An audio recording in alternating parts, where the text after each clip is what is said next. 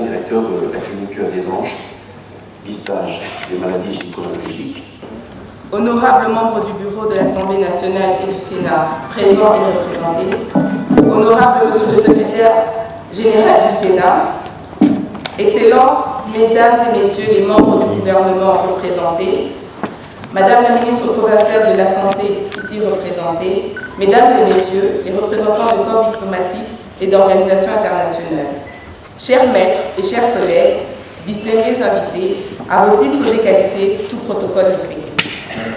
C'est en femme heureuse et comblée que je souhaite à chacune et à chacun de vous une chaleureuse bienvenue dans cette salle de spectacle et Palais du Peuple.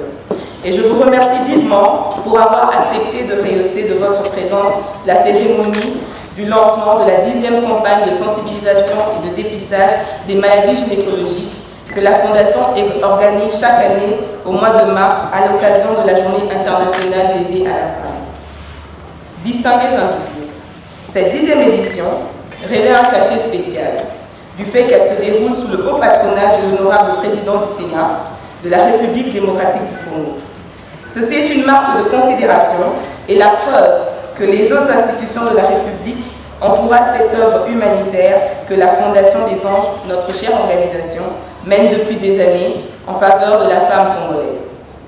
Honorable président du Sénat, ici représenté par l'honorable premier vice-président du Sénat, honorable président de l'Assemblée nationale représentée, distingués invités, la Fondation des Anges, qui est une œuvre caritative et de charité, fondée par le professeur Dr Antoine Modia Oyanjo, il y a bientôt près de 32 ans, s'est assignée comme objectif principal de lutter contre la misère sous toutes ses formes. Elle lutte pour la non-violence, le bien-être social et la préservation de la biodiversité. Mesdames et messieurs, distingués invités, quand on parle de la violence faite à la femme, le commun des mortels pense immédiatement à l'agression physique et sexuelle extérieure. On oublie souvent que la femme subit quotidiennement, et ce de façon latente et sournoise, une agression interne qui passe parfois inaperçue et qui l'amène inéluctablement vers une issue fatale. D'autant plus que dans nos milieux, elle est abandonnée à son triste sort, sans information, sans moyens financiers et donc sans une prise en charge adéquate. C'est ainsi que notre organisation a pris la ferme résolution, depuis bientôt 10 ans, de porter sa modeste contribution à l'amélioration de la prise en charge holistique de la santé sexuelle, reproductive et génétique de la femme congolaise en particulier et de la femme. Ces campagnes de sensibilisation contre les cancers féminins les plus fréquents, que sont les cancers du sein et du col de l'utérus, permettent à une majorité de nos compatriotes qui y participent de se faire dépister de manière gratuite pour d'autres types de pathologies gynécologiques bénignes telles que les fibromyoses, les kystes de l'ovaire, etc. La liste est longue. Distingués invités, procéder à une sensibilisation et à un dépistage des pathologies gynécologiques est une chose, mais la prise en charge médicale et chirurgicale en est une autre. 10% des patientes que nous consultons se relèvent être porteuses des maladies dont la prise en charge nous pose des problèmes logistiques. Pour la plupart, ces femmes sont démunies, n'ayant pas les moyens. La Fondation des Anges, sans subvention, essaie de faire ce qu'elle peut pour certaines d'entre elles. Depuis le début de ces campagnes, en 2013, nous avons une longue liste de celles qui attendent encore leur prise en charge chirurgicale. Il nous arrive parfois de nous poser la question de savoir si nous rendons vraiment un service utile à ces nombreuses patientes, en leur annonçant qu'elles sont porteuses d'une maladie dont elles ignoraient encore l'existence jusqu'alors et que nous ne sommes pas en mesure de leur venir en aide. C'est ici l'occasion qui nous est offerte de lancer un appel à toutes les personnes de bonne volonté et à notre gouvernement pour nous apporter leur contribution, afin de soulager tant soit peu cette souffrance faite à la femme et ainsi permettre à notre pays de s'approcher des objectifs du 3e et 5e objectif du développement durable qui prônent la bonne santé et le bien-être pour tous et l'égalité des sexes et l'autonomisation des filles. Honorable premier vice-président du Sénat, honorable président de l'Assemblée ici représenté, honorables membres du bureau de l'Assemblée nationale présents et représentés, honorables sénateurs et honorables députés nationaux et provinciaux représentés, Excellences, Messieurs et Mesdames les membres du gouvernement, Mesdames et Messieurs les représentants du corps diplomatique et organisations internationales, Monsieur le secrétaire général du Sénat, chers maîtres, chers collègues, distingués invités. C'est avec cet appel, qui vient du profond de nos cœurs, que nous faisons un appel à la solidarité et que nous mettons ainsi un terme à ce mot de bienvenue, tout en vous remerciant sincèrement d'être parmi nous ce jour. Nos remerciements s'adressent particulièrement à l'honorable président du Sénat, ici représenté par le premier vice-président, qui nous fait l'honneur d'être présent parmi nous et de rehausser de sa présence cette activité. Nous remercions également chacune et chacun d'entre vous d'être ici présents et de nous soutenir pour cette cause. Nos chaleureux remerciements. La clinique des Anges. Bien évidemment, mesdames et messieurs, moi qui assiste depuis, on sera lancé tout au long de cette activité. Honorables membres du bureau de l'Assemblée, ici représentés, honorables députés et sénatrices, Excellence Madame la ministre provinciale de la Santé de la ville province de Kinshasa, ici représentée, Monsieur le secrétaire général du Sénat, Monsieur le président de la Fondation des Anges, distingués invités en vos titres et qualités respectifs. C'est avec un cœur plein de gratitude que je me tiens devant vous ce jour, à l'occasion du lancement de la 10e édition de la campagne consacrée à la sensibilisation et au dépistage des maladies gynécologiques ce samedi 5 mars 2022, pendant ce mois consacré à la femme, dans cette salle des spectacles de Paris. Nos remerciements s'adressent premièrement à l'honorable président du Sénat, ainsi qu'à tous les membres du bureau pour leur implication particulière dans la réalisation de cette campagne. Nos sentiments de gratitude s'adressent également à la Fondation des Anges, notre partenaire, pour sa ténacité et son apport très significatif dans la matérialisation de cette activité. Comme vous le savez, les maladies gynécologiques correspondent aux atteintes de l'appareil génital de la femme, c'est-à-dire des ovaires, des trompes, de Fallope, de l'utérus, du vagin et de la vulve. Il peut s'agir d'infections sexuellement transmissibles ou génitales basses ou hautes, d'anomalies de l'appareil reproducteur, d'endométriose, de tumeurs bénignes ou de cancer gynécologique du col de l'utérus, du sein et des ovaires. C'est l'occasion pour moi de lancer un appel vibrant à toutes les femmes, moi-même comprise. Qu'être dépistée positive en ces maladies n'est pas une fatalité, mais une étape dans la bataille à livrer contre ces fléaux que nous sommes au jour d'aujourd'hui à même de vaincre et à éradiquer pour certaines. Certes, certaines de ces affections gynécologiques sont difficiles à détecter, à l'exemple de l'endométriose, et une fois diagnostiquée, le risque de stérilité est écarté ou mieux la maternité de la patiente est préservée. Ainsi, l'information est une arme puissante, car connaître les signes avant-coureurs nous permet de prendre les devants sur les développements de la maladie et de la stérilité. Sur ce, je nous invite toutes à participer assidûment à cette campagne. Je vous remercie. Avant toute chose, au nom de son Excellence Madame la ministre provinciale de la Santé publique, Hygiène et Prévention, ville province de Kinshasa, je tiens à présenter mes chaleureuses salutations au nom de son Excellence, Monsieur le gouverneur de la ville province de Kinshasa. C'est un honneur pour moi de prendre la parole en ce jour si mémorable de la campagne de dépistage des maladies gynécologiques sous les thèmes célébrant les femmes, préservant leur avenir et assurant leur santé. La campagne de dépistage des maladies gynécologiques lancée à ce jour entre dans le cadre de la vision de couverture santé universelle prônée par le chef de l'État, M. Antoine Félix Tshilombo, relayé par son Excellence, M. le gouverneur de la ville-province de Kinshasa, Jean-Denis Goulapa. Les maladies gynécologiques concernent les femmes à tout âge de la vie et constituent une priorité dont personne ne peut s'en douter. La plupart de ces maladies sont évitables. Cependant, lorsqu'elles sont prises en charge précocement, il est possible de préserver les différentes complications pouvant survenir et réduire les coûts de prise en charge. Mesdames et messieurs, dans le monde, environ 2 millions de cancers gynécologiques apparaissent chaque année, et ce qui représente 50% des cancers féminins. Il s'agit dans la plupart des cas des cancers de sein, du col utérin, du corps utérin, sans oublier celui des ovaires et des vulves. En RDC, ce sont les cancers du col utérin et celui du sein qui fait le plus de victimes.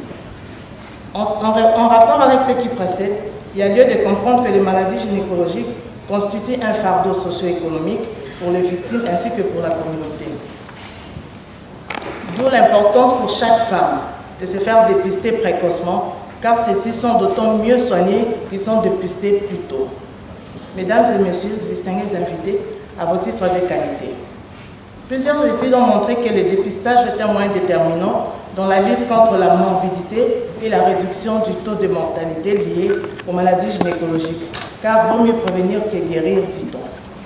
Voilà pourquoi nous tenons à remercier la Fondation des Anges, qui chaque année, à l'occasion du mois de la femme, organise la campagne de dépistage de maladies et de cancers gynécologiques.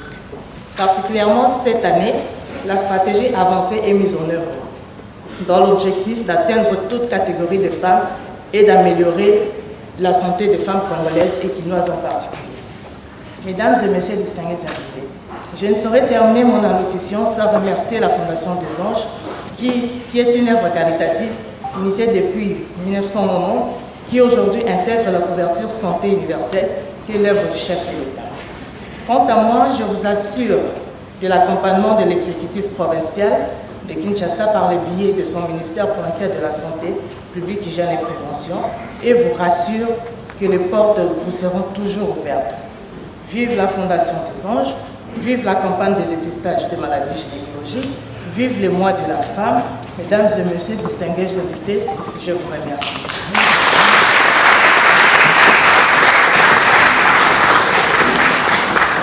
Perturbée. En fait, Sabine, c'est une jeune fille à 8 ans. Elle est pleine de vie.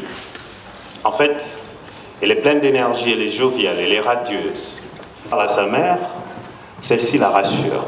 En fait, il s'agit du fait qu'elle se développe. Et au fond de son lit récoquevillé, elle souffre. Elle souffre. 30 ans. À 30 ans, après des examens ou un bilan plus approfondi. Il y a la prostate, ensuite le foie et puis le colorectal et la suite.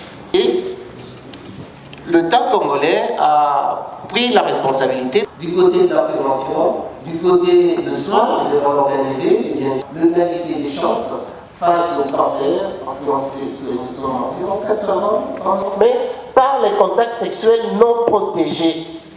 Attention. C'est un virus qui existe en RDC, les études l'ont démontré. Donc on a l'organe, le bras technique de la lutte contre les cancers et nous sommes là pour réduire. Pour aller dans le vif du sujet, tout le monde. Bamama oui. Oui. Bamama oui. Oui. Ça, ça dans le sujet. Oui. Mais papa aussi, oui. Oui. Papa aussi, oui. Parce que d'abord, c'est un cancer. Si on dit qu'on va cancer, tout le monde tremble. Et c'est vrai, même moi-même. Si ça m'arrive, il s'adresse à la femme et à ce qui est le plus visible de la féminité de la femme. Mais avant d'y arriver, cher professeur, je m'excuse, je donne une définition assez simplifiée, je ne vais pas dire simpliste, du cancer. Le cancer, en peu de mots, c'est une multiplication anormale, incontrôlée des cellules, et ça se caractérise par un envahissement des... Dites-moi comment. Je dis, mais quand on est né, on est circoncis.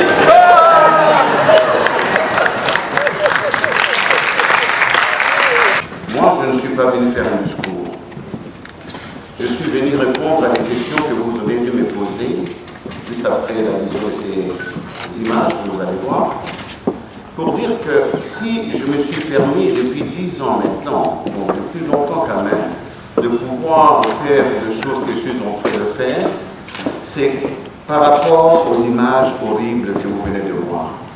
Ces femmes qui arrivent me voir pour des problèmes de santé, Je suis médecin, je dois apporter une solution. Et parfois, quand on est devant ce que vous avez vu et ce que vous allez voir, eh bien, on est désarmé. C'est pour ça que j'ai décidé, depuis le 13, donc en fait, que je veux dire, 2013, à pouvoir donner l'occasion à toutes les femmes de notre pays, si c'était possible en tout cas, à celles de Kinshasa, de Kisangani et de Goma, au moins une fois par an, leur donner l'occasion de venir se faire dépister.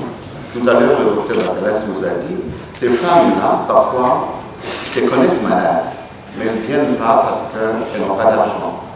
Il y en a qui disent que non, mais je ne savais pas que c'était une maladie, parce que c'était un manque d'information. C'est pour ça qu'on leur donne l'occasion, une fois, à l'occasion de leur mois, le mois de mars, une échographie gratuite et d'autres examens spécialisés, justement pour mettre en évidence ces genres de pathologies. Donc c'est un peu ça, c'est aussi le cœur qu'on a.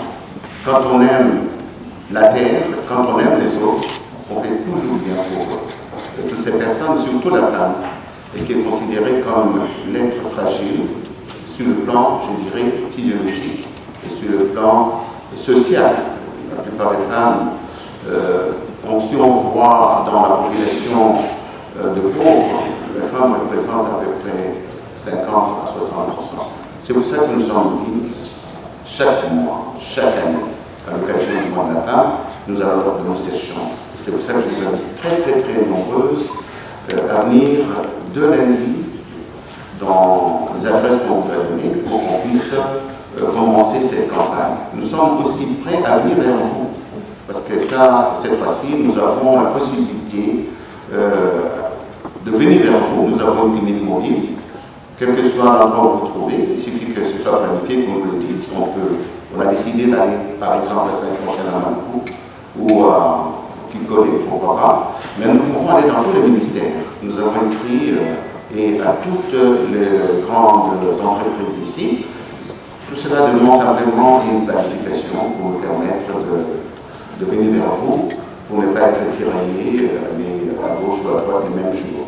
Je vous remercie, mais je voudrais quand même vous prévenir que les images que vous allez voir sont parfois dures, mais je ne suis pas obligé de ne pas vous les montrer parce que ce n'est pas pour faire peur, mais pour vous faire prendre conscience de la réalité. Comme je disais tout à l'heure, les femmes, on considère que l'agression faite à la femme, c'est celle qui vient de l'extérieur, mais la femme elle-même porte en elle-même peut-être la cause de sa destruction.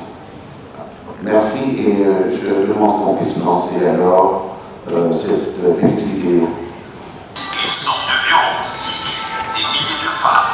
Pour pallier à cette situation, le professeur Dr Antoine Modia Oyanjo, l'administrateur président fondateur de la Fondation des Anges, a eu cette belle initiative de lancer chaque année, à partir du mois de mars, une campagne de dépistage gratuit des maladies gynécologiques et du cancer du sein à travers ces cliniques disséminées dans la capitale et en province. Cette idée a été matérialisée en 2013. Depuis la dite année jusqu'aujourd'hui, nous en sommes à la 10e édition, dont chacune d'elles a sa particularité. Comme tout début a été toujours difficile, la première et la deuxième ont servi de phase expérimentale. En 2015, c'était la 3e édition qui était lancée dans la salle polyvalente de la maison communale de Massina en présence de quelques officiels, notamment de Madame la bourgmestre. Parce que dans la commune patriotique, il y a Massina et accueillir la campagne où il y a dépistage et ça c'est un magasin parce que nous sommes vivre au moyen de la maladie. Sauf que mon gars, oh il y a une connaissance, il y a une autre base, oh il y a une maladie. Mais tout à par ignorance, nous sommes très tôt. Pour cette édition à Kinshasa, le professeur Dr Antoine Modia était confronté à 2 cas très délicats. Nous savons qu'on aura des biens, mais quel type de biens? Et est-ce qu'on va les éviter tous? On ne sait pas. Est-ce qu'il faut enlever seulement les murs et tout ça? À son âge, je crois qu'on va le conseiller de pouvoir enlever également les virus. Mais je vous assure que ça va être du travail.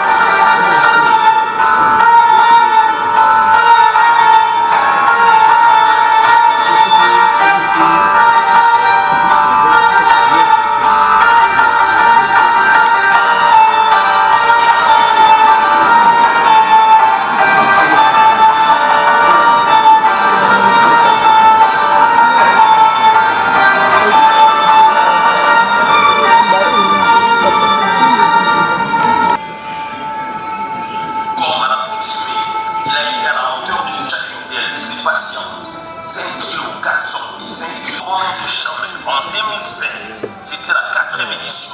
En 2010 mars, à l'Institut supérieur pédagogie ISP ONCI, on a la DG de l'ISP. La présence de plusieurs autorités à cette manif de la femme a dit la coordonnatrice de la campagne, Dr Sandrine Modia. Signalons que la particularité du 8 mars, grand rendez-vous avec toutes les femmes de la République démocratique du Congo, au champ, confondus, et même les policiers se sont fait dévisser et aussi il a été évoqué comme l'homme, le professeur Dr Antoine Modia ne peut rester indifférent. Il est parti expliquer au moment de ces coins reculés de la capitale l'importance du traitement à ces 2 grandes interventions. Le premier cas, une maman de il se trouve une fille de 30 d'années qui a vu son kyste de 5 kilos parti. La joie était immense du côté des patientes et de leur famille.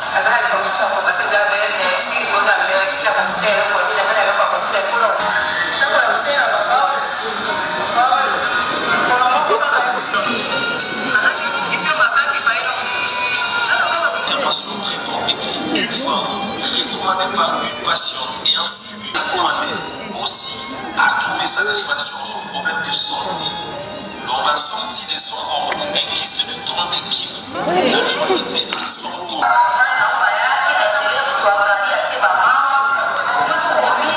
C'est l'honorable Bassina Privé et de la Tchamou, députée nationale. Je vais commencer par réitérer mes sincères félicitations au professeur Antoine, docteur Antoine, et aussi à tous les intervenants qui ont eu à nous faire ces magnifiques exposés. À travers ces exposés, moi personnellement, j'ai beaucoup appris et j'ai beaucoup été touchée personnellement parce que au travers de différentes interventions, j'ai eu à me ressasser certains souvenirs, bons comme mauvais. Et donc, voilà. Je voudrais, pour commencer, vous savez, le deuxième intervenant, excusez-moi, c'est le docteur Bienvenu, je ne me trompe pas. Je vais directement passer par le docteur Bienvenu parce qu'au travers de son exposé, ma mère, personnellement, ma mère, elle a eu un problème au niveau de son col utérus. Elle avait été atteinte par le virus papillomavirus. Ma grand-mère, ma tante, ma mère, donc par moments je me pose la question, est-ce que c'est héréditaire ou c'est juste un hasard? Donc ça voudrait dire justement que la plupart des femmes, et surtout au niveau d'un certain âge, parce que vous avez dit que c'est au-delà de 50 ans si je ne me trompe pas, ces femmes sont beaucoup plus éligibles pour manifester ce genre de virus. Donc, vous avez dit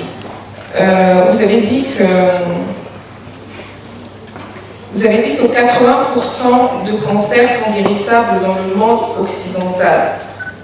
Mais avant que je me trompe, nous sommes en RDC, donc en tant que Congolaise, j'aimerais savoir aussi, depuis que vous avez commencé votre propagande à ce sujet-là, combien de pourcentage de ces femmes aussi au niveau de la RDC sont guérissables? Et aussi, excusez-moi, j'ai tellement noté que finalement je ne me retrouve plus. Allez-y, on vous comprend, madame. Ok.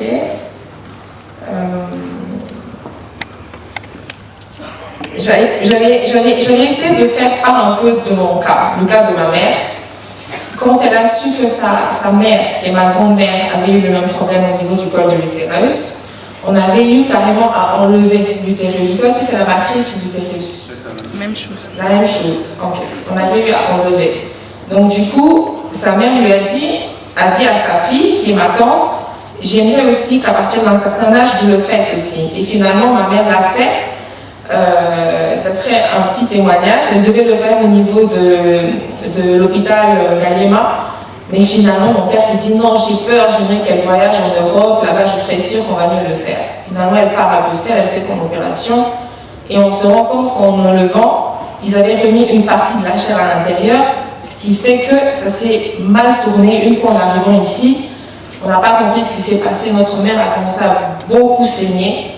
Et finalement, elle a eu à reconsulter le médecin qui devait l'opérer ici à Kinshasa. C'est ce qui voudrait dire que, sincèrement, je vous félicite parce que nous avons tendance à minimiser nos médecins de notre pays, mais finalement, c'est ceux-là qui sont les meilleurs pour moi, parce que c'est au travers de ce médecin, le docteur Moubaga de Galema, qui a eu à récupérer cette situation très rapidement, parce que je pense que 30 minutes de plus, ma mère serait déjà décédée, mais grâce à Dieu, tout s'est très bien passé. On a eu à l'enlever finalement correctement ces petits restes, et ça s'est bien passé. Donc au final, j'ai la maman d'une de mes collègues qui est décédée maintenant il y a 1 mois, toujours le même problème au niveau du col de l'utérus. Ils ont eu à remarquer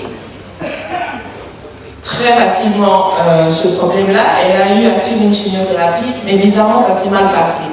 Donc elle a été décédée, je crois, à la dernière séance de son problème, mais elle a été décédée. Un autre cas aussi, la maman d'une de mes collègues, c'était le même problème aussi. Finalement, elle a quand même été décédée. Alors finalement, je me pose la question, est-ce que ce n'est pas mieux à un certain âge, parce que au-delà de 40 ans ou de 45 ans, 50 ans, les femmes atteignent déjà leur ménopause, elles ne peuvent plus accoucher.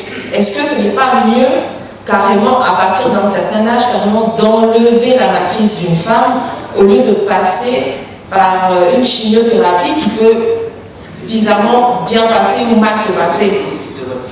Voilà, exactement. Donc ça, c'était ma première question. Merci beaucoup. Merci beaucoup. Merci beaucoup, monsieur. Merci à tous les intervenants. Nous avons été très, très touchés. Franchement, en tant que femmes, nous nous disons finalement les hommes s'intéressent bien plus à nous que nous-mêmes, les femmes. Et c'est un grand honneur, franchement, d'organiser une telle manifestation. De tout cœur, merci. Alors, ma question, c'est la l'endométriose, madame. L'endométriose.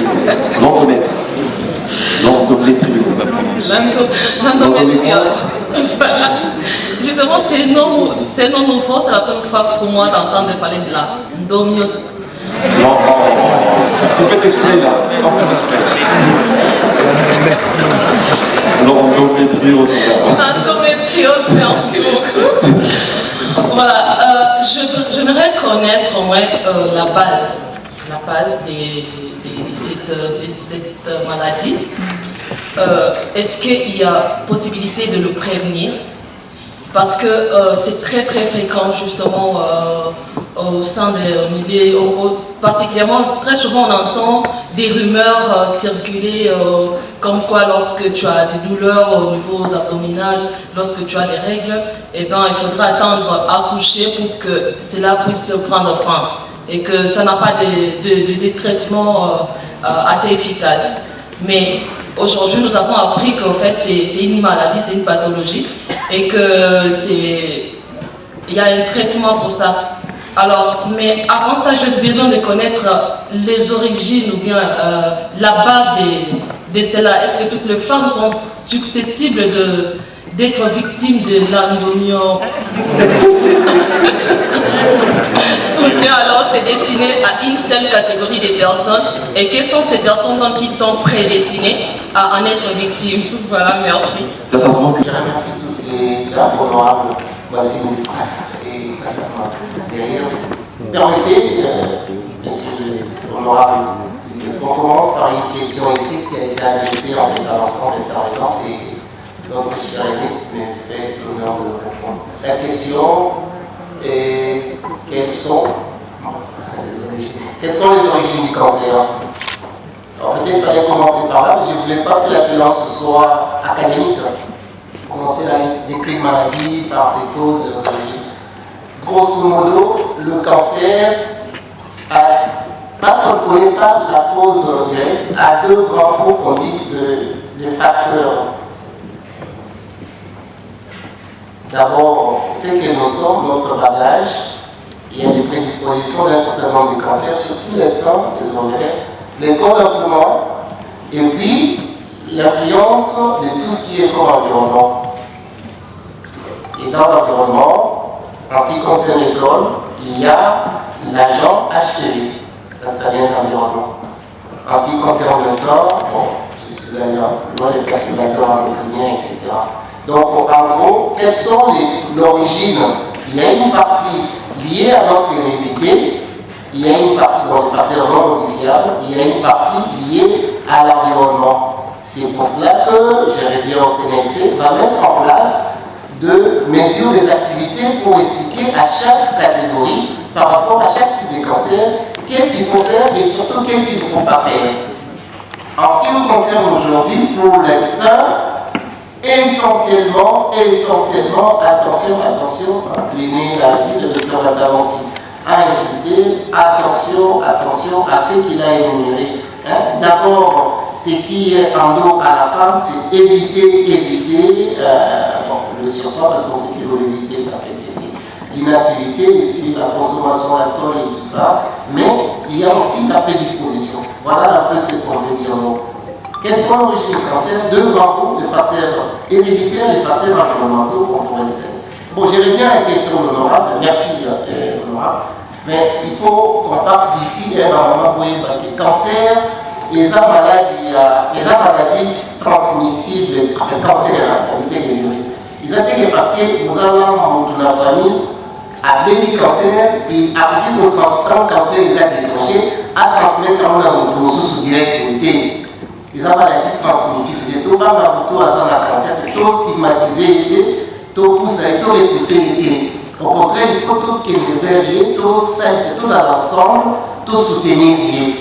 Cancer, il passe à attaquer dans 3 ans à cancer avec sa monomicité. Mais ce qui est vrai, c'est qu'il y a des prédispositions génétiques. D'abord, nous avons la famille Moko, Moko, ou maman, ou bandeko, na lignée Moko, na auteur Moko, a sali cancer. Surtout, il y a ma belle où il y a ma ovaire, il faut tous adapter la bouquet pour la bisco. Pour le cancer, surtout, il y a ma belle et la ovaire, il y a des dispositions génétiques. Parce que bissouna, tout ça, il y a un sang, la génétique. Notamment, c'est qu'on a pour le docteur Atalansi BRC A, donc breast et 15 sur A, ils allaient gène, c'est-à-dire partie à ADN, où ils ont la personne qu'ils ont activé et nous savons la cancer et cellulite.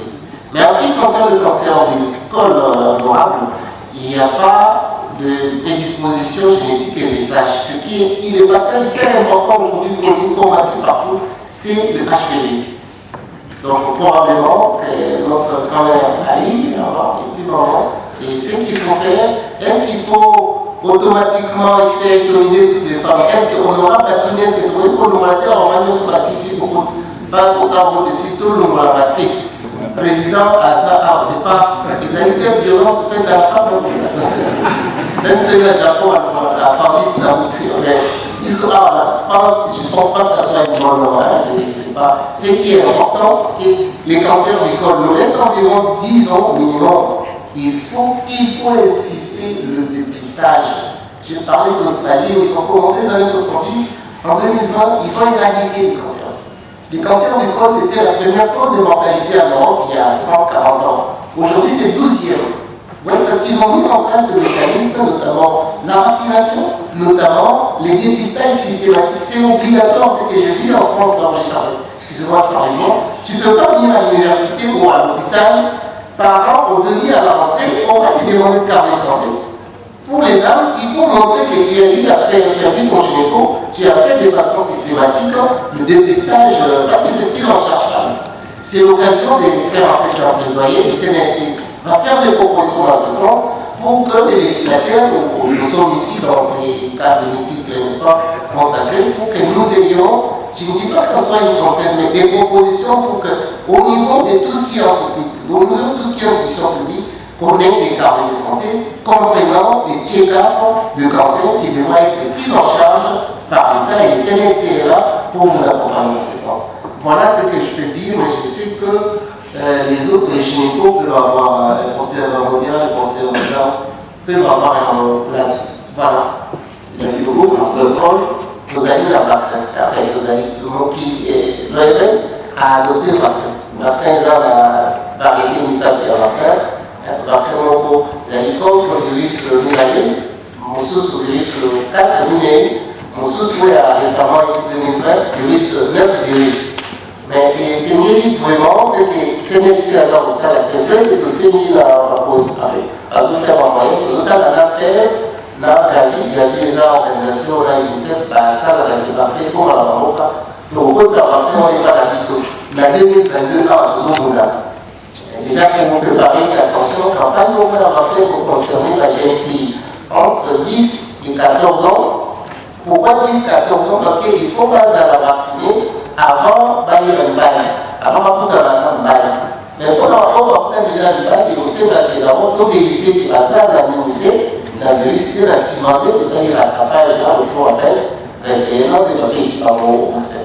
Donc, vaccin, et ils ont déjà qui à Kampala, et pas la chose que nous avons là, pour que tout le monde s'en va à 2022. Voilà ce que je vais passer comme message. Merci beaucoup pour tout ce que vous faites au centre. Les deux volets de la question, c'est quelles sont les bases à cause de l'endométriose, et puis après, la douleur, il y a la règle, et puis après, l'accouchement est OK. Alors, endométriose, ils ont la cause autovalorique, des virus, des eloko, exactement, il y a un des endométriose. C'est un ensemble de facteurs. C'est un terrain particulier où il faut savoir que, et pas moi si moko, et Koya, et pas moi si monsieur Koya. En fait, on est dans un ordre de 1 femme sur 10. Donc, 1 femme sur 10 pourrait présenter l'endométriose entre 15 et 49 ans. Donc, pendant la période, il y a reproduction. C'est seulement c'est 1 femme sur 10. Ça pourrait être plus si on fouille bien, parce que n'oubliez pas, ça nous l'avons peut-être pas dit, ce n'est pas toutes les femmes qui ont l'endométriose qui vont présenter des problèmes liés à la douleur. Il y a certaines formes qui se manifestent pas. Peut-être que lors d'un examen, on découvre qu'il y a l'endométriose, mais à your capacité, à bout peut-être normalement, ou avec quelques difficultés, mais on ne s'est jamais rendu compte. Mais il y a plusieurs facteurs qu'on qualifie de risque. Donc, ce que moi, ça va se retrouver dans le facteur, on a un risque à représenter endométriose. Déjà, ce que nous avons en nous, la génétique. Aujourd'hui, il y a des recherches qui sont poussées là-dessus qui démontrent que ils ont la prédisposition génétique, moi, si moi, ça la endométriose, moi, ça la ils ont la gène et délai qui sont prédisposés. Mais il y a aussi la manière de vivre, le style de vie, le fait d'être sédentaire, et nous avons de plus en plus dans nos sociétés modernes ces genres de sédentarité. Nous ne bougeons pas beaucoup. Ça, c'est un facteur de risque. Nous faisons peut-être de la malbouffe que nous mangions. On prend beaucoup de graisse. Dr. Batanas a parlé des madindons et tout ça. Nous utilisons parfois certaines choses manufacturées. Ici, par exemple, même certaines plantes hygiéniques pour contenir, on en a parlé, de perturbateurs endocriniens. Donc, ils vont contenir la substance qui perturbe la hormone à moitié, ils ont des estrogène et activer la cellule pour l'endométriose. Mais il y a d'autres facteurs liés au moitié, par exemple par rapport à la règle.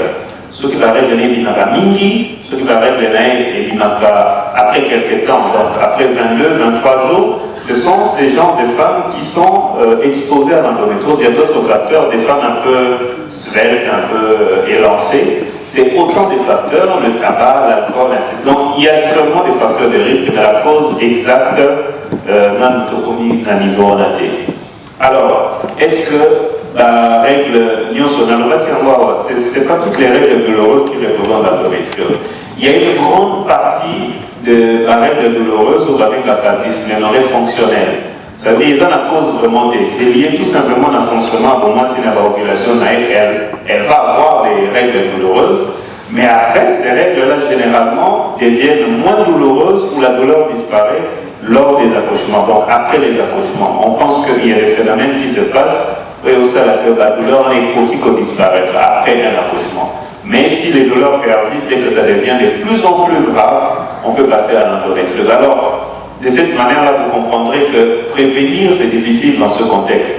Parce que ça, sous-bassement, il faut changer génétique, mais au moins un style de vie qui va vers une amélioration de l'ambiance interne, il y a au moins si, et qu'au savait à vivre l'endométriose de manière moins pénible que si elle se lance dans un style de vie qui favorise alors la symptôme et tout le reste. Donc voilà ce que je peux donner comme réponse. Sénat pour prononcer son mot de circonstance et lancer ses analyses.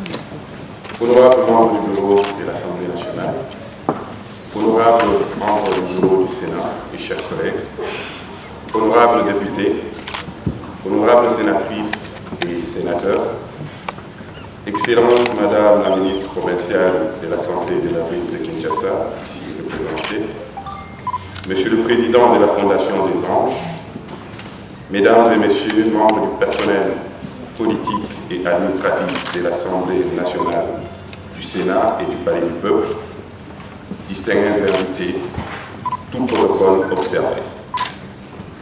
C'est avec un réel plaisir et un grand honneur que je prends la parole à l'occasion de cette cérémonie d'ouverture de la 10e édition de la campagne de dépistage des maladies gynécologiques. Au nom de l'honorable président du Sénat et des membres du bureau du Sénat, je vous souhaite la bienvenue dans cette salle de spectacle du Palais du Peuple. Votre présence témoigne de l'importance que vous accordez à cette rencontre, au cours de laquelle seront partagées des informations, expériences, leçons dans les domaines de la gynécologie. Le thème central retenu est la campagne de sensibilisation et de dépistage des maladies gynécologiques. En effet, notre cible de ces jours, les maladies gynécologiques, sont perçues comme un complexe d'affection du système génital féminin qui constitue l'une des causes principales de la morbidité et de la mortalité dans notre pays. Ces affections sont potentiellement évitables et peuvent être réduites de manière significative par des programmes de dépistage bien conçus et bien exécutés. Dans la plupart des temps, ces maladies sont diagnostiquées qu'à un stade avancé, alors que les traitements sont mitigés, voire honorés et inaccessibles. Ce qui entraîne des conséquences dévastatrices sur le plan physique, psychologique et social chez les malades, dans leur famille et au niveau de leur communauté respective. C'est face à ce tableau clinique préoccupant qu'un objectif a été assigné à la présente campagne. Celui qui consiste non seulement à informer dans l'État la plus grande frange de maladies potentielles qui n'ont pas encore suffisamment d'éclairage sur le méfait de ces maladies, aussi de dépister les personnes déjà atteintes, mais qui s'ignorent en vue d'une prise en charge médicale adéquate. Au terme de cette campagne, on aura ainsi, primo, assuré l'édification de plusieurs couches sociales sur toutes les facettes de cette maladie. Secondo, faciliter l'accès à un diagnostic fiable. Tertio, orienter les patients vers des traitements efficaces dans un contexte de collaboration étroite et efficace avec les professionnels de la gynécologie. Lors de son discours du 13 décembre 2021 sur l'état de la nation, le président de la République et chef de l'État, son Excellence Félix Antoine Tshisekedi Tshilombo, à qui j'adresse ici mes hommages les plus déférents, a relevé que pour mieux prévenir et riposter face aux urgences et catastrophes sanitaires, il nous faut absolument construire un système de santé plus solide et plus résilient pour le bénéfice de tous les Congolais. C'est ici le lieu d'exprimer à la Fondation des Anges, particulièrement à son département de recherche scientifique, la formation et sensibilisation, tous les encouragements de notre Sénat pour cet engagement, chaque fois renouvelé dans cette cause combien utile à la santé publique, particulièrement en ce qui concerne celle de nos mères, nos sœurs, nos épouses et nos filles, en cette période consacrée à la femme. Aussi, cet engagement de la Fondation des Anges doit-il viser à hauteur de l'idéal fixé par les chefs de l'État, celui de la santé universelle. Sachant que plus de 930 millions de personnes, soit 12% de la population mondiale, ont besoin de dépenser 10% de leur budget pour les soins de santé, tous les États membres des Nations Unies, dont la RDC fait partie, ont décidé d'atteindre la couverture sanitaire universelle d'ici 2030 dans le cadre des objectifs de développement durable. C'est ainsi que, grâce à la couverture sanitaire universelle, nos communautés de la RDC bénéficieront des services de santé de qualité sans impact financier contraint. L'initiative qui fait l'objet de notre rencontre de ces jours est d'autant plus louable que l'on tient compte du fait que le moment actuel sont caractérisés par une focalisation quasi exclusive de l'attention sur la pandémie à Covid-19 de la part des opérateurs de santé et des décideurs publics. Compte tenu de l'importance de cette campagne, j'invite toutes les participantes à plus d'attention et surtout à plus d'ouverture et de partage, afin d'enrichir leurs connaissances sur cette maladie et de se rendre disponibles pour le dépistage. Votre humble interlocuteur que je suis, en cet instant même, sous mon autre casquette de médecin, je vous exhorte à plus de professionnalisme, sachant de quoi il en est question. Sur ce, au nom du président du Sénat, je déclare ouverte la 10e édition de campagne de dépistage de maladies génétiques. Je vous remercie.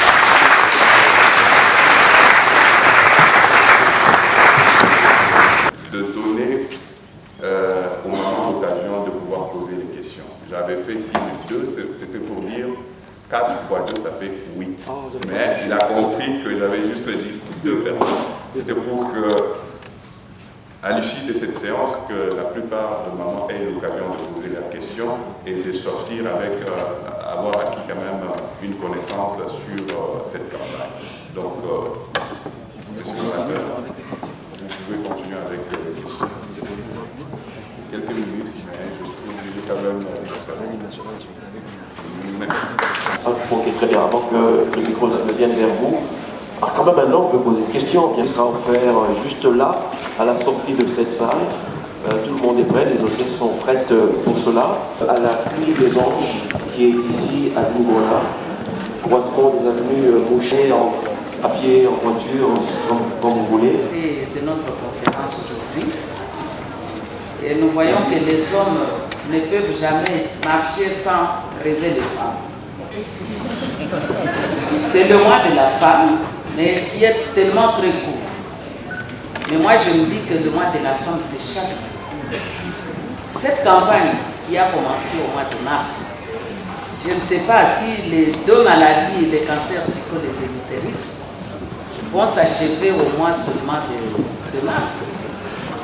Alors j'aimerais savoir avec le docteur Modia ce qu'il fera de ces femmes-là, surtout les démunies, qui auront les diagnostics positifs et qui auront besoin des opérations après le dépistage, ce qu'ils feront d'elles, et qu'à la suite, s'il y a un suivi continuel, ça sera toujours gratuit ou bien ça sera toujours confirmé au mois de mars et après le mois de mars, elles peuvent se prendre en charge. Pour docteur Dona, il nous a demandé de lui amener nos mamelles. Et je me demande, toutes nos dires qu'on peut trouver dans le sein et cancéreux, et si on en trouve, quelles sont les précautions que la malade peut avoir pour s'abstenir ou bien pour avoir des préventions? Voilà mon souci, merci. Si nous dépistons une pathologie, nous les disons à la personne. D'abord, je voudrais quand même vous rassurer pour ne pas avoir peur que sur 100 femmes qui viennent nous voir, 80 ont une réponse claire en disant maman,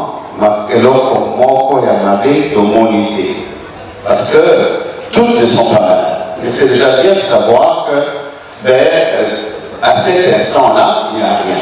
C'est vrai qu'il faut revenir une année après. C'est la périodicité qui est conseillée à une femme d'aller voir son médecin au moins une fois par an.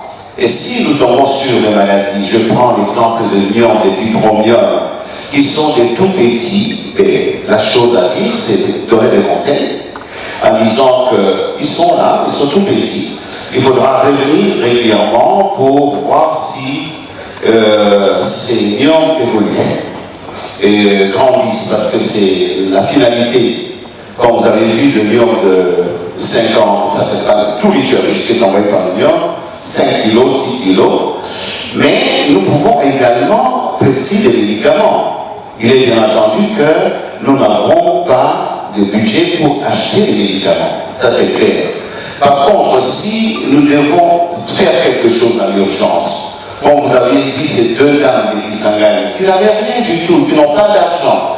Et c'est grâce à cette campagne-là qu'on a pu découvrir. Moi, en tant que scientifique, en tant que médecin, eh bien, ça m'aide aussi de découvrir un certain nombre de choses. Je crois que la plupart des confrères qui sont ici, les kystes aussi gros jusqu'à 30 kg, ça ne coûte pas les rues.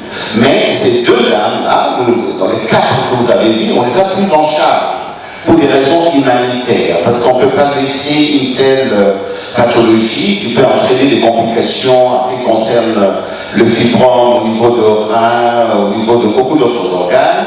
Eh bien, nous avons l'obligation morale d'intervenir. C'est ce que nous avons fait. Nous les avons opérés gratuitement. Mais il y a une liste de malades depuis des années que nous ne pouvons pas prendre en charge toutes. Parce que si vous avez une centaine d'âmes sur 1000 qui viennent, et c'est pour ça que nous avons tout à l'heure, la coordinatrice a lancé un cri de cœur pour dire que nous aimerions avoir un appui, un accompagnement dans ce que nous sommes en train de faire. Mais il ne s'agit pas d'abandonner les gens. Ceux qui n'ont pas d'argent, on leur demande de pouvoir contribuer à ce qu'on appelle la trousse chirurgicale. On dit, achetez-nous les fils de cette trousse pour que nous puissions travailler s'il s'agit d'une intervention. Et la plupart sont opérés de cette manière. Et les tarifs habituels sont réduits à 10%. Donc c'est dit que nous ne pourrons pas laisser les gens, c'est la question que la coordinatrice s'est posée tout à l'heure, faut-il continuer à dépister et à trouver des maladies et ne pas pouvoir prendre le personne en charge. Et donc c'est aussi l'obligation qu'a le gouvernement. Et je suis content que le directeur national du centre de lutte contre les maladies, je crois que c'est le cancer, si on peut arriver là aussi, je crois qu'il y a beaucoup d'instances. C'est le moment où nous devons nous joindre les mains pour pouvoir aider cette partie de la population. Mais on n'abandonne personne, on donne des conseils. Si c'est possible, si c'est nécessaire, nous prenons également en charge. Merci. Parce que tout le niveau du sein signifie un cancer. Et que faut-il faire pour que s'il y a quelque chose là, ou pour prévenir, ou s'il y a quelque chose qu'on sache directement que c'est un cancer. Donc, il faut dire ceci. En sémiologie. La sémiologie, c'est la science qui s'occupe du cancer. C'est une science médicale qui s'occupe du sein et de pathologie du sein. On appelle ça maintenant sémiologie. Il y a ce qu'on appelle des sémiologues qui s'occupent rien que essentiellement, disons, du sein. Alors, en sémiologie, nous disons ceci. Il y a ce qu'on appelle le tumeur bénigne de l'adolescent. Disons à partir de 12 ans, un peu moins, jusqu'à ce que l'adolescence termine autour de 20 ans, disons 24-25 ans. Le plus souvent dans cette tranche d'âge, c'est souvent le tumeur bénigne.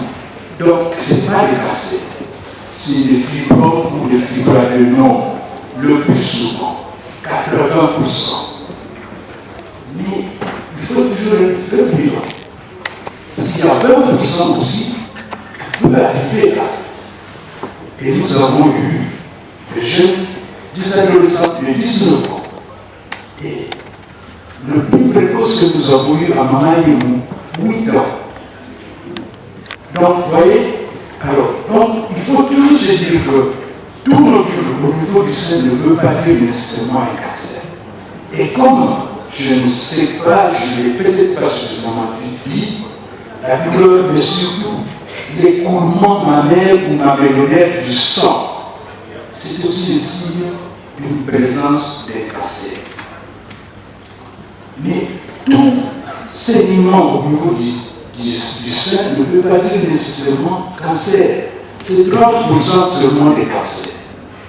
Voilà. Mais, d'autre part, quand on monte en âge, comme je dis, si vous ne voulez pas mourir du cancer, vous mourrez vite. Alors, à partir de 50 ans chez les Occidentaux, mais surtout ici chez nous, c'est un peu plus tôt. Au bout de 40 ans, 35 ans, mais surtout au-delà des 40 ans, au-delà des 50 ans, dès que vous sentez une masse au niveau du sein, ce n'est pas bon. Ça sent généralement mauvais. Ça sent généralement mauvais.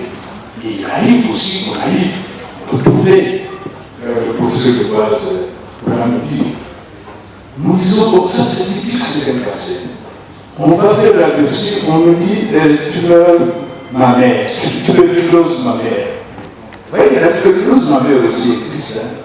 Tuberculose mammaire. Alors on se traite la tête parfois un peu de friction avec le pathologiste. Le pathologiste nous dit, mais moi je vois que c'est une tuberculose. Mais au-delà de 50 ans,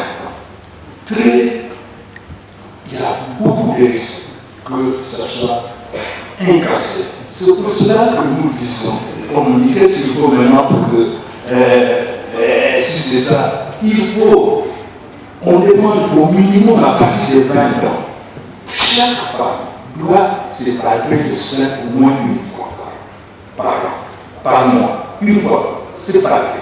Il doit avoir son médecin, et le plus souvent c'est le gynéco qu'on voit, une fois par an pour pouvoir confirmer effectivement qu'il n'y a rien. Et là, ça fait une prévention. C'est-à-dire la prévention, c'est ce qu'on appelle la prévention pour que la maladie soit prise à temps. C'est la prévention secondaire.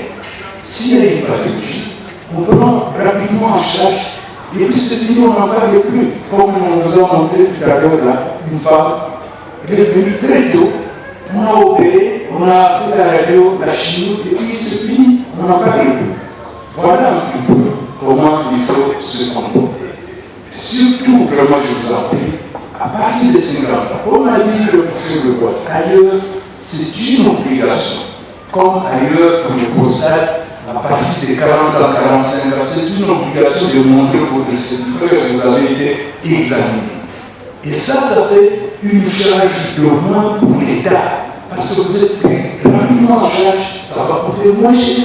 Et bon, vous n'allez pas mourir rapidement, même s'il faut mourir, mais au moins le capital humain pour l'État est conservé. Mais quand vous venez dans les stades comme nous avons montré, l'État peut aussi, même si vous-même vous êtes négligé, mais l'État a investi sur vous. C'est aussi une perte.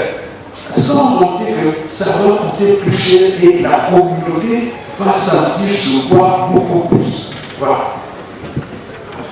C'est le plan que PNSR avait fait. On avait participé, on est parti à Moulaloge pour la 2015 jusqu'à. Ces plans-là, nous n'avons pas les mettre d'écouter, nous endossons ça dans le CNC et endosse et on planifie avec les instances de son père et Gavi en tenant compte de cela. Et 2018, oui, vous savez, je suis en interne dans la LINA, la Ligue nationale contre les cancers. Donc, on a été avec les autorités pour implémenter, mais vous savez ce qui s'est passé en 2018, il y a eu des élections, donc ce n'était pas possible. 2019, vous savez ce qui s'est passé, et 2020, vous savez, donc avec Covid, voilà. C'est comme ça qu'on se retrouve là. On a l'organe technique, le CNC, qui est à nous, et je profite pour répondre au deuxième. Le CNC, c'est le Centre national. Il est hors de question de faire que pour Kinshasa. On commence ici. Mais on va tout de suite voir l'intérêt. Donc on a dans le plan quinquennal, c'est vrai, peut-être que vous avez vu que Kinshasa c'est faux, le professeur Mondia ici, il sait qu'on a planifié quelque chose pour se retrouver vite à Kisangani.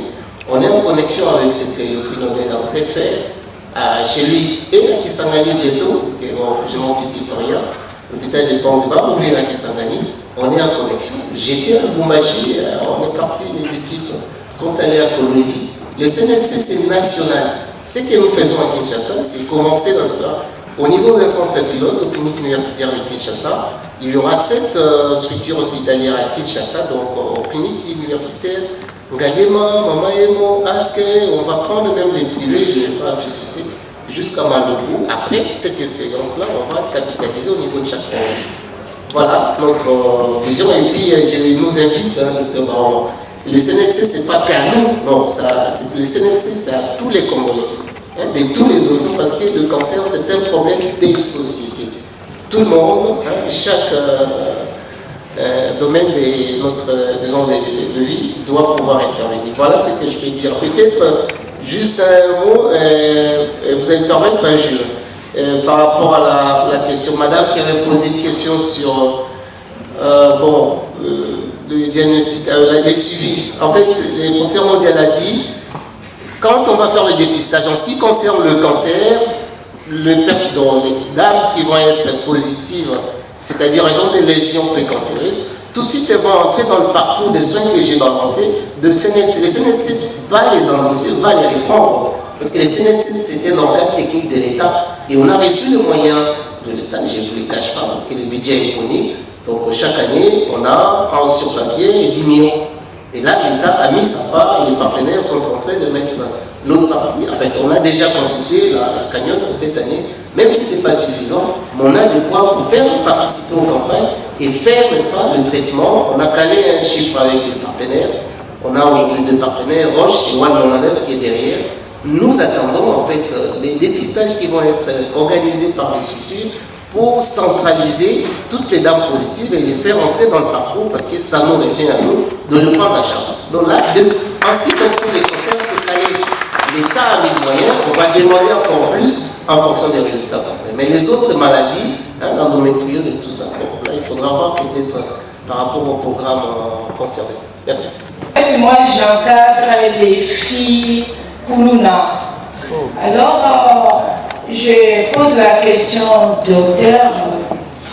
On a dit les vaccins, c'est avec les filles de moins de 14 ans parce qu'elles n'ont pas encore fait leur premier rapport sexuel. Mais avec nos rapports, ici dans la ville de Kinshasa, les rapports sexuels commencent à 9 ans. Alors, je me pose la question, les vaccins là vont prendre exactement quel âge? Parce que à Kinshasa en tout cas, et dans plusieurs grandes villes, c'est entre 9 et 11 ans que nos petites filles connaissent déjà leur premier rapport. Et la sous-question de même question, en fait, le docteur a dit qu'il y a 200 variables de virus qui peuvent causer le cancer. Et les 3 vaccins ne prennent que presque 20 variables de virus et les autres. Est-ce que quand on est vacciné, on est réellement immunisé? Parce qu'il y en a 200. Et j'ai oublié le nom de l'autre docteur qui a parlé de l'endométriose. Moi, je me dis, il a vraiment dit qu'on ne connaît pas les causes, c'est peut-être naturel. Mais moi, je vois mes filles que j'encadre. 90% de ces filles-là se plaignent des douleurs exactement telles qu'il était en train de le dire. Et qu'est-ce qu'on dit? Nyokankao. Qu'est-ce qu'il y a? Nyokankao. Qu'est-ce qu'il y a? Nyokankao. Mais en réalité, aujourd'hui, je me rends compte que ce n'est pas réellement Nyokankao. Mais comment se fait-il que dans cette catégorie de filles, des Hébreux qui sont dans les Koulouna, qui ont commencé les rapports sexuels non protégés très tôt, et qui ont vécu longtemps dans la drogue, présentent presque tous les mêmes symptômes. Est-ce qu'il n'y a pas moyen de faire des recherches pour voir s'il n'y a pas des causes qui ne sont pas naturelles, qui peuvent être liées à la drogue ou à l'exercice sexuel très tôt chez les jeunes filles qui peuvent être aussi la cause de l'endométriose. Voilà. Le docteur qui a parlé de l'endométriose. Pour encadrer la jeunesse et développement de santé. Bien, vaccin de la sexuelle 9 ans, on a pris 10 ans. C'est vrai que les recommandations de l'OMS, 9, 10 ans, 14 ans. Mais les rapports, quand le docteur Baron nous a parlé, PNCR avait fait, nous avons participé. Il y a eu ces débats chez Codalis, à la loge. On a dit qu'on pourra effectivement demander à l'OMS, parce que vous savez, quand on fait une activité comme ça, il faut rester au standard, il faut prendre des recommandations. On a dit exceptionnellement pour la RDC, on pourra commencer devant. Donc ça, c'est de façon pratique. Voilà. Vous savez que l'histoire des chasses, il y a déjà une fille de 8 ans ici qui était enceinte. Donc s'il faut reculer, on prend un peu de temps. Bien, le sang sérotype, les vaccins ne couvrent pas tout. Après, il y a des études, j'ai dit environ. Mais si vous voyez sur les règles, il y a plus que 200 sérotypes. Mais ces vaccins, on les a ciblés. Parce que ces 200 sérotypes, tous les sérotypes ne donnent pas de cancer. Il y a des sérotypes qui donnent que des tumeurs bénignes. Il y a des sérotypes qui sont d'ailleurs, comment on dit, ne donnent rien. Il y a quand même d'autres qui donnent directement le cancer. Et dans ceux qui donnent des cancers, il y a le 16 et le 18 qui, à eux deux, 70% des cancers du col, c'est le 16 et le 18. Et il y a un vaccin contre ces. C'est comme ça, on s'est dit, on doit vacciner avec ce qu'il y a. En attendant, on va continuer les études. Le CNNC, ça s'appelle Centre, parce que nous avons le 3 bras de l'université. On va soigner la population des services. On doit former et on va faire, n'est-ce pas, de la recherche. C'est un centre parce que c'est 3 bras pour l'université, contrairement aux programmes qui vont résoudre un problème de société et disparaître quand les problèmes se résolvent. Je vois le professeur Mbolo, ici, les chefs de département de gynécologie, obstétrique, aux cliniques universitaires. Donc, voilà un peu les ressources sur qui nous allons compter pour mener les études et pour savoir exactement quels sont les sérotypes les plus répandus chez nous. C'est vrai que le professeur Anélissa, je ne sais pas si elle est là, Cathy n'est pas là. Bon, désolé. Il a eu à faire une étude un peu environnement ici et tout ça. À l'Est, le docteur Baron, le professeur Mboula, a eu à faire ça. Les équipes depuis Nobel, on est en connexion avec eux, ils sont en train de se sérotyper. Avant hier, je crois qu'il a voyagé Célestin dans la salle, donc il y a une délégation venant de Liège qui est venue pour voir le CNC démarrer une étude de sérotypage des HPV, Kinshasa, 4 provinces, Kinshasa, Congo central, à l'est des pays en Richemont. Donc on est en train de penser pour que derrière tout ça, on ait une cartographie, quels sont les sérotypes projet chez nous, comme ça on pourrait être plus efficace. Donc le CNC, mais je vous conseillerais de se rapprocher du CNC pour conjuguer les efforts. Merci. À propos de la radiothérapie, si ma mémoire est bonne, jusqu'à présent, c'est ce centre-là qui dispose de la radiothérapie que nous utilisons. Quand on le lançait, il y avait un plan de la politique pour pouvoir augmenter l'accessibilité au grand nombre. J'aimerais bien savoir qu'est-ce qu'ils ont adopté comme politique actuellement pour que les gens accèdent à ce truc. Merci beaucoup. Des oreilles, si on peut les appeler ainsi. Alors la question c'était celle de savoir comment on arrive à avoir autant de douleurs chez ces personnes-là. Et c'est pourrait que ce soit l'endométriose et on pourrait voir quels sont les autres facteurs liés à leur état. En fait, il s'agit des douleurs pelviennes chroniques. Ce sont des douleurs au bas-ventre, mais de manière chronique. Ça a certainement duré depuis plus de 6 mois.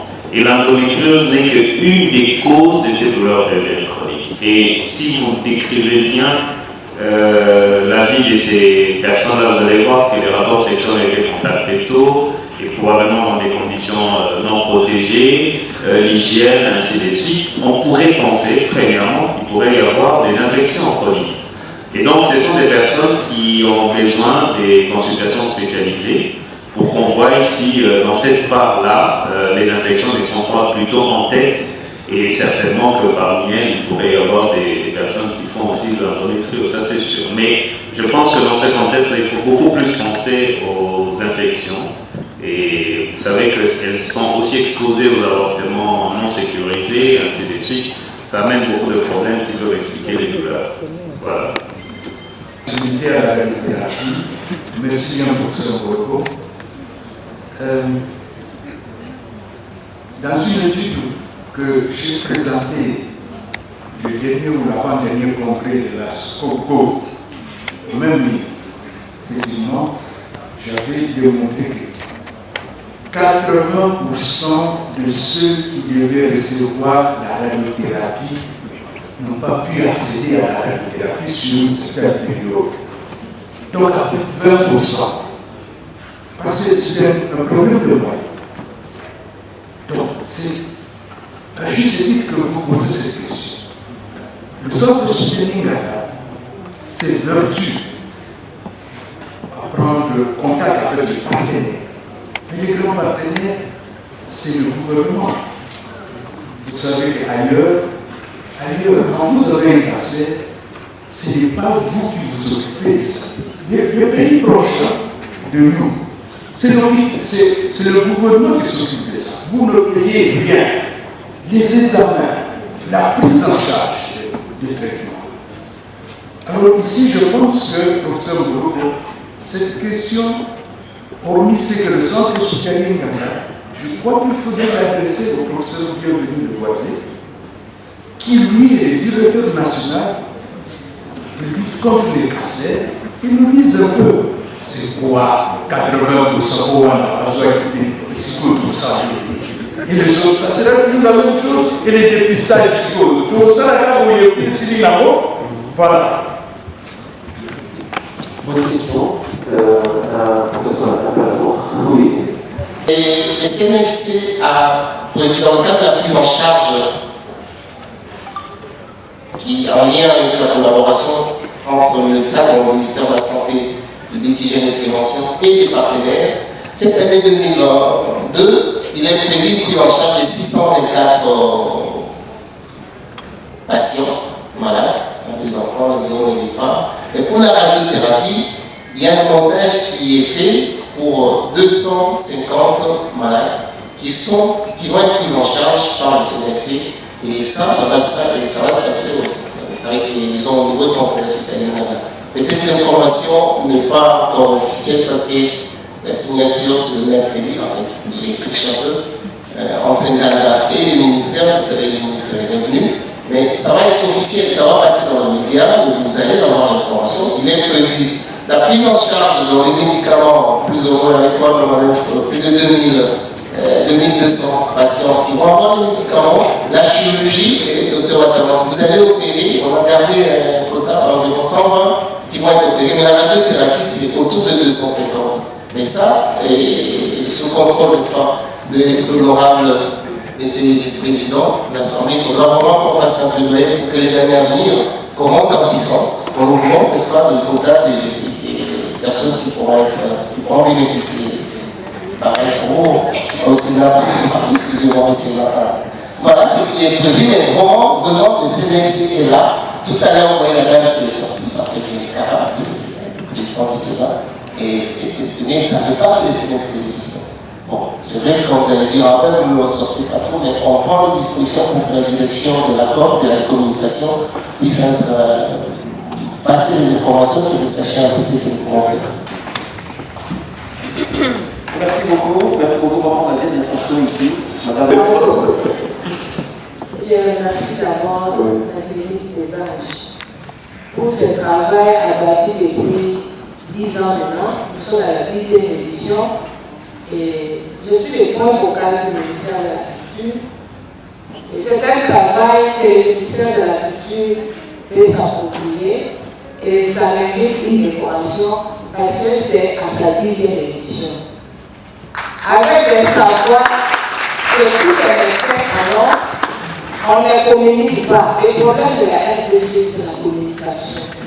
Parce que les moyens que l'État a mis en place à travers le CNLC, donc on peut voir comment c'est dans cette enveloppe-là, qu'est-ce qui est réservé pour la sensibilisation. Et cette sensibilisation doit être aussi sociale et artistique. Telle que la communication du professeur Matias. Vraiment, monsieur le docteur, félicitations à vous. Et peut-être qu'on a dit ici, ma curiosité était de savoir La question va s'adresser au docteur Modier. Donc, la campagne commence du 1er au 30 mars 2022 à Kinshasa et ailleurs. Donc, je voudrais savoir, Kinshasa, puis c'est connu ailleurs, est-ce qu'il y a d'autres provinces cibles? Parce qu'on pourrait aussi utiliser les divisions de la culture à travers les provinces.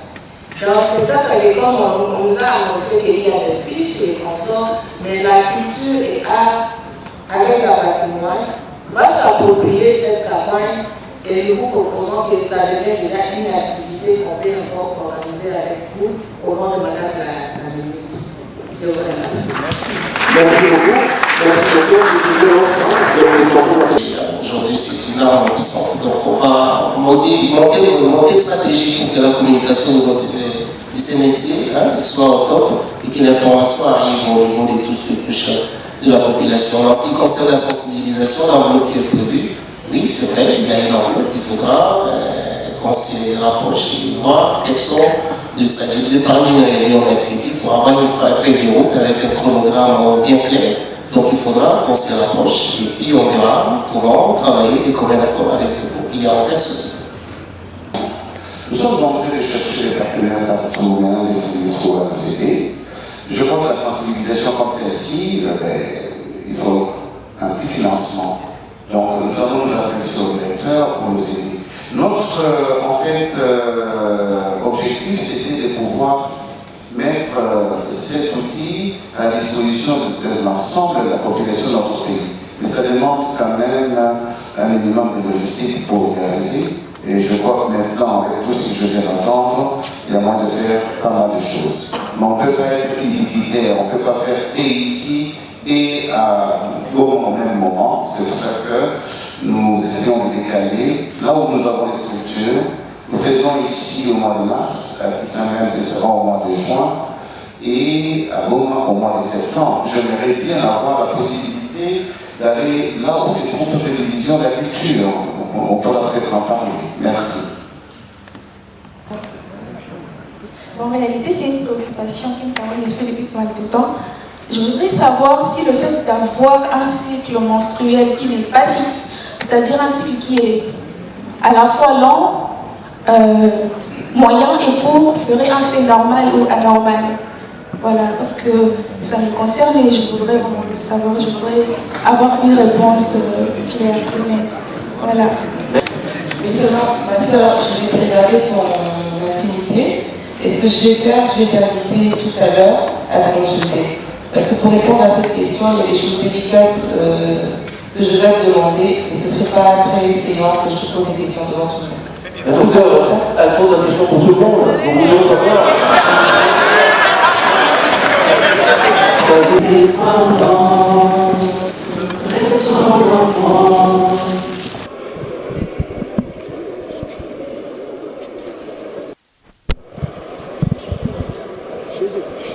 C'est la 10e édition, on vous l'a dit, hein, et c'est que pour nous c'est une joie immense que cette 10e édition soit lancée dans cette mythique salle de spectacle du Parlement et que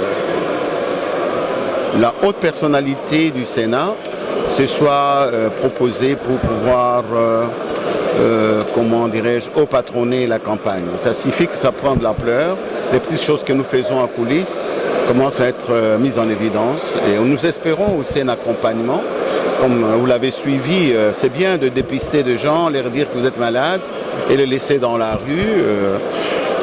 Les moyens dont nous disposons ne nous permettent pas nécessairement de prendre tout le monde en charge. Et avec ce que je viens d'entendre, avec l'existence du Centre national de lutte contre les cancers et la disponibilité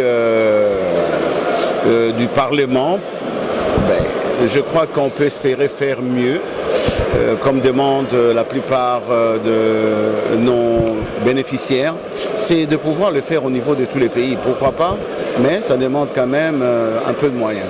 Voilà, docteur, vous êtes à votre 10e édition. Quelle est la particularité de cette édition? Celle-ci, elle est patronnée par l'honorable président du Sénat. C'est-à-dire que les grandes institutions de notre pays commencent à voir ce que nous sommes en train de faire.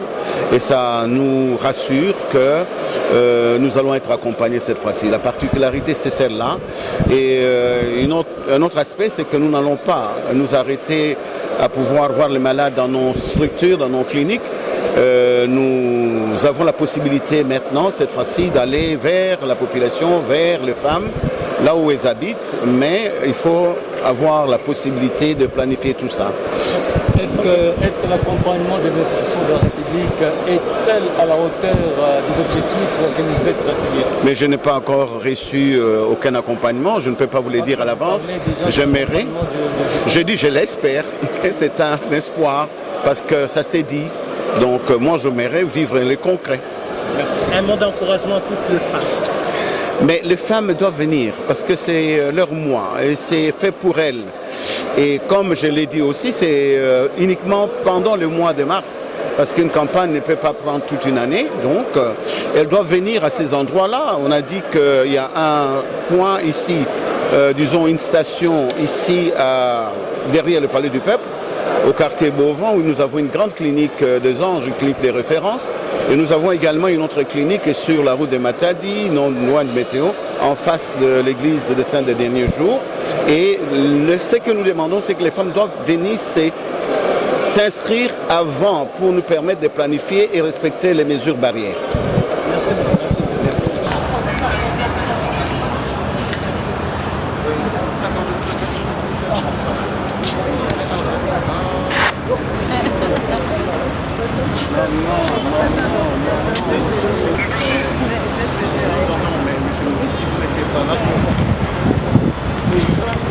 C'est bon déjà.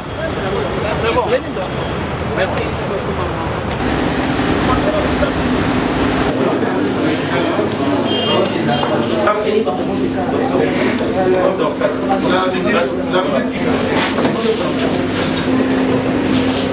Ici, on a trois box de métal.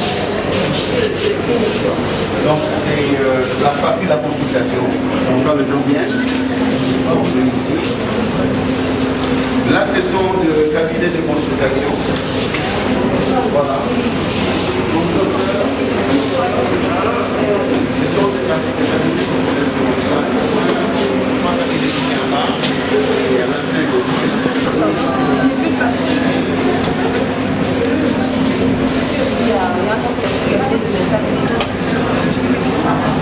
Et ça, c'est un cabinet de... Il est là, le docteur, non? Il est à l'extérieur. Mais c'est vous qui deviez faire... vous me laissez la tâche de pouvoir orienter les gens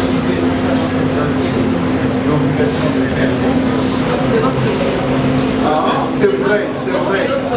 Les autres accueillent pour les mais vous demandez la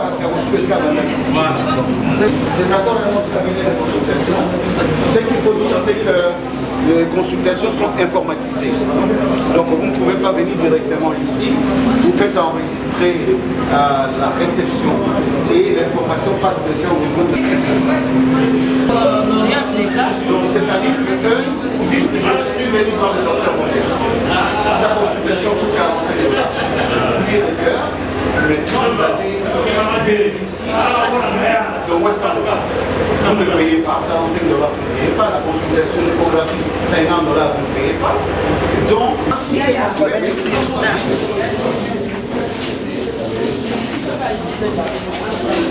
la salle technique est ouverte.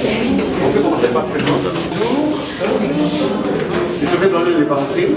Ça, c'est les blocs techniques. Donc, ici, c'est pour les accouchements, les césariennes et les urgences quand les gens viennent. En fait, ici, une autre porte d'entrée, la clinique sur Mouchi, avec les ambulances entrent par là. Et quand on vient, si c'est urgent, oui, c'est par là. Oui. Et maintenant, s'il y a une urgence, on l'amène ici, on stabilise avant d'envoyer vers les chambres quand on a fini. Alors, quand on vient pour accoucher, on arrive ici. C'est ouvert, la grande porte. Quand vous arrivez, vous êtes enceinte, ce n'est pas votre cas. Vous entrez là-bas, c'est pour le travail. Donc, pour qu'on suive, et nous avons des machines pour suivre l'enfant au travail. Donc, il y a ici des monitorings, ça c'est pour écrire, mais ça on lit directement. Si le cœur de l'enfant commence à battre outre mesure, on s'est dit il y a une souffrance fétale, nous pouvons arrêter le travail à n'importe quel moment. On vous amène en salle d'opération, directement salle de césarienne que vous allez voir.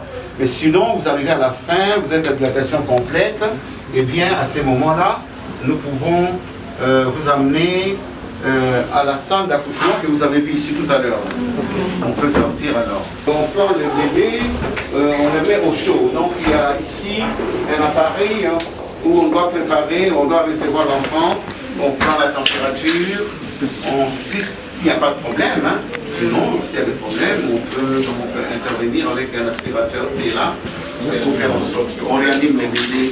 Mais s'il n'y a pas de problème, eh bien, on demande à sa maman, après l'accouchement, d'aller dans une chambre là-bas qu'on appelle la salle de postpartum.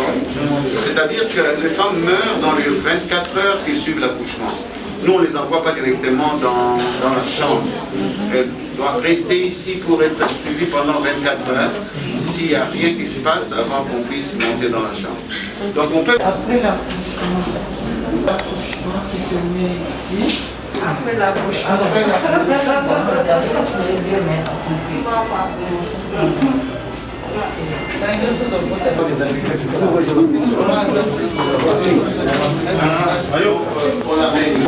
On le réanimer, on accueille l'enfant avant de l'envoyer de l'autre côté. Et nous, on termine la césarienne et puis la dame, on l'amène dans la salle qui est là derrière, la salle de réveil. Voilà. Ça se passe comme ça. Alors, plus d'oxygène, mais il y a un appareil là qui crée l'oxygène. La médecine, c'est un couteau à double tranchant. Notre rôle, c'est de sauver des vies, mais il faut faire tout pour que, ici, nous nous changeons. Il y a là le vestiaire. Donc, pour ne pas contaminer. Ah oui, je ne touche à rien. Maman, on a un quota. C'est l'arachide. Donc là, on a une clinique mobile. Ici, c'est la clinique mobile. Voilà. Oui. Et puis, c'est l'entrée des urgences. Quand on vient avec quelqu'un en urgence, on entre par exemple, les échographies vont se passer à l'intérieur. Ici, c'est la vianderie où on lave tous les appels. Comme je dis, tout l'hôpital est connecté à l'Internet, donc tout est gestion. Donc quand vous arrivez ici, c'est que vous avez été dans les cabinets d'un médecin. Le médecin vous dit que vous devez aller faire les laboratoires. Vous venez ici, votre nom est déjà là-dedans et tous les examens qu'on a demandés sont dedans. Donc ça, c'est un domaine que je ne connais pas. Okay, merci. Ici, c'est notre salle de consultation. Il arrive ici. Je regarde dans la machine, je regarde les examens qui est demandé, je prépare mon malade pour les prélèvements. Je lui explique les prélèvements que je vais faire, parce qu'il y a aussi des prélèvements, des frottis que je vais faire dans les lits de prélèvement, et puis je prélève. Quand je prélève mon échantillon, je passe avec mon échantillon dans la salle d'analyse. Le général, je peux dire, et puis ça, c'est les centrifugeuses à hématocrite. Et puis, alors là, c'est un petit laboratoire, mais complet. Vous pouvez en voir. Oui. Ici, nous sommes dans notre salle d'analyse. Quand je viens avec mon échantillon, j'arrive avec ici. Je vais dispatcher les différents examens qui étaient demandés. Ici, c'est la biochimie, les maths, je dispatche. Après avoir fini à dispatcher, maths, l'hématologie. Je passe mes examens d'hématologie avec mon imprimante d'hématologie. En fait, il faut ajouter que c'est un appareil. Oui. Vous mettez une goutte de sang, ça vous donne tous les paramètres. Tous les paramètres, il y a 20 paramètres. Il y a 20 paramètres d'hémogramme. Il y a 20 paramètres d'hémogramme qui s'est lu dans 2 minutes. Okay. Ici, il y a l'hormone. Il y a un automate pour les hormones. C'est ici on dose tous les examens, surtout ce que les profs demandent. Tous les bilans. Et pour ceux qui ne savent pas, je suis médecin chargé de la fertilité. Oui. C'est dans ces deux appareils qui se passent toutes ces différentes. Il s'agit des examens biochimiques. C'est ici. Il y a des automates pour la biochimie. Ça, c'est les ions et puis ça, c'est la biochimie. Et ça, c'est notre biobase urinaire.